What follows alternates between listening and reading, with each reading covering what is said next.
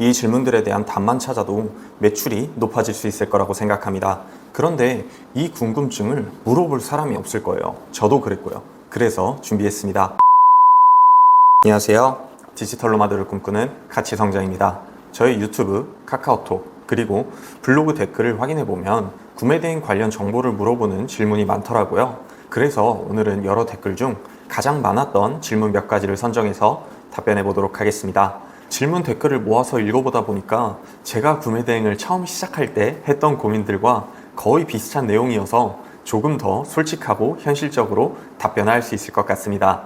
제가 1년 동안 직접 경험한 내용이니까 비슷한 내용이 궁금하셨던 분들은 오늘 영상 확인하시고 본인의 사업자에 적용해 보시면 좋을 것 같습니다. 그럼 지금부터 시작합니다.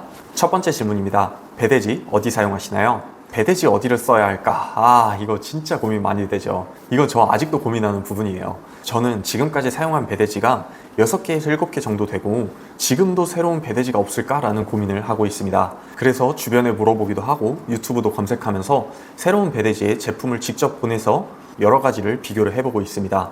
왜 이렇게 여러 배대지를 찾아보고 직접 비교를 해보고 있을까요? 배대지별로 가격 정책, 검수, 출항 일정, 입항 항구, 포장 상태, 파손 보상 등 정말 많은 부분이 다르고 어떤 배대지를 사용하느냐에 따라 배송, CS, 마진 등 구매 대행 사업에 많은 부분에 영향을 끼치기 때문입니다. 배대지를 잘 선택하면 나의 마진을 높일 수도 있고 CS를 줄일 수도 있습니다. 그래서 다양한 배대지를 찾아보고 직접 테스트도 하고 있지만 제가 구매 대행을 하는 지난 1년 동안 꾸준히 사용하고 있는 배대지 2곳이 있습니다. 구독자님들이 가장 궁금해하는 정보겠죠? 바로 퍼스트 배대지와 슈퍼팬더입니다. 제가 여기를 왜 사용하는지에 대해서 깊게 이야기를 하면 광고로 보일 수가 있어서 어디를 사용하는지만 언급하고 넘어가겠습니다. 자세한 내용은 직접 비교해 보시면 될 것 같습니다. 그렇다면 어떤 기준으로 배대지를 선택해야 될까요? 이거는 얘기할 수가 있습니다.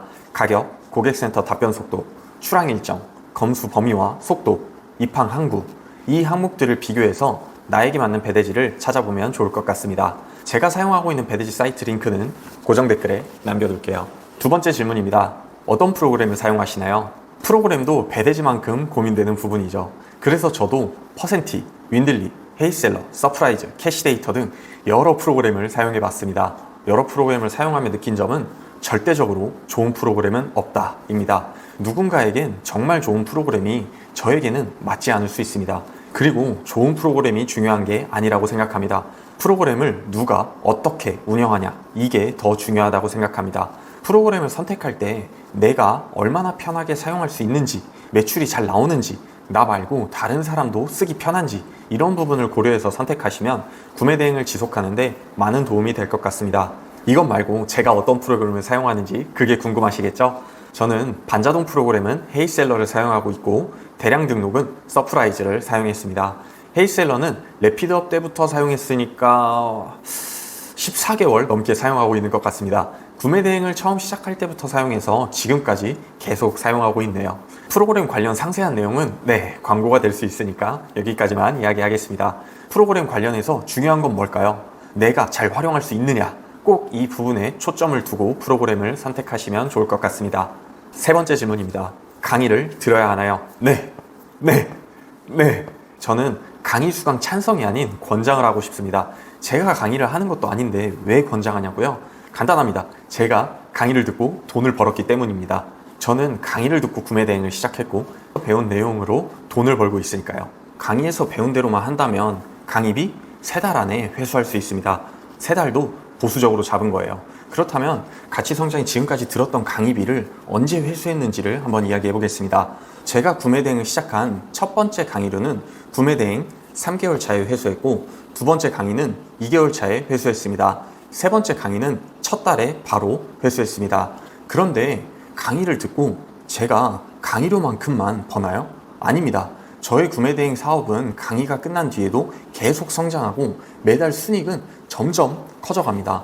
취업을 위해서 자격증과 영어 학원을 등록하죠. 구매 대행 강의도 비슷한 맥락이라고 생각합니다. 좋은 회사에 빠르게 취업하기 위해서 학원에 돈을 쓰는 것처럼 구매 대행으로 돈을 빠르고 많이 벌기 위해서 강의에 돈을 쓰는 거죠. 이렇게 생각하면 강의를 들어야 할까라는 고민이 쉽게 해결될 거라고 생각합니다. 저는 제 지인들에게 강의 수강하라고 했습니다. 그리고 강의 내용대로 3달만 해보라고 했습니다. 최소한 하지 말라는 것만 안 해도 돈을 벌 수 있을 겁니다.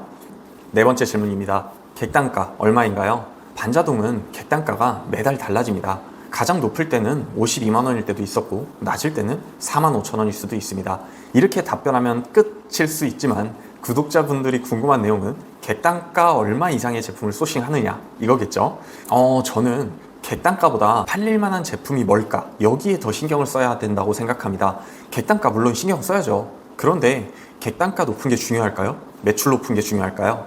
물론 객단가와 매출 둘 다 높은 게 최고죠. 하지만 처음 시작하는 분들은 둘 다 높게 가져가는 게 쉽지 않습니다. 그래서 저는 구매 대행을 처음 시작하는 단계라면 객단가에 집중하기보다는 구매 대행에서 잘 팔릴 만한 제품을 소싱하고 많이 업로드하는 데 집중하는 것이 더 좋다고 생각합니다. 왜냐고요? 구매 대행을 처음 시작하는 사람들에게 가장 필요한 건 구매 대행을 계속해 나갈 확신이라고 생각하기 때문입니다. 그렇다면 그 확신은 어디에서 가장 쉽고 크게 얻을 수 있을까요? 바로 매출입니다. 객단가가 낮더라도 다양한 제품을 많이 판매해서 돈을 벌어야 확신을 얻을 수 있고 확신이 있어야 지치지 않습니다. 지치지 않아야 지속할 힘이 생기고 그렇게 지속하다 보면 매출이 점점 높아지게 됩니다. 이때 객단가 신경 쓰면서 투자 시간 대비 매출을 높여나가는 게 구매 대행을 지속하는 데 도움이 되는 방향이라고 생각합니다. 객단가보다는 구매 대행으로 팔릴 만한 제품을 소싱하고 많이 업로드하는 데 집중하는 게 좋을 것 같습니다. 마지막 질문입니다. 너무 잘생긴 거 아니세요? 네, 감사합니다. 블로그 할 때 이런 얘기를 못 들었었는데 구매 대행 유튜브를 하면서 이런 댓글을 보게 되네요. 감사합니다. 이 외에도 수많은 질문이 있었지만 개인적인 내용도 있었고 유튜브에 공개할 수 없는 질문도 많았습니다. 사실 이렇게 쉽게 이야기하기 어려운 질문에 대한 답을 찾을 때 저의 구매 대행 사업이 한 발 더 나아갈 수 있고 그 결과 매출이 성장할 수 있다고 생각합니다.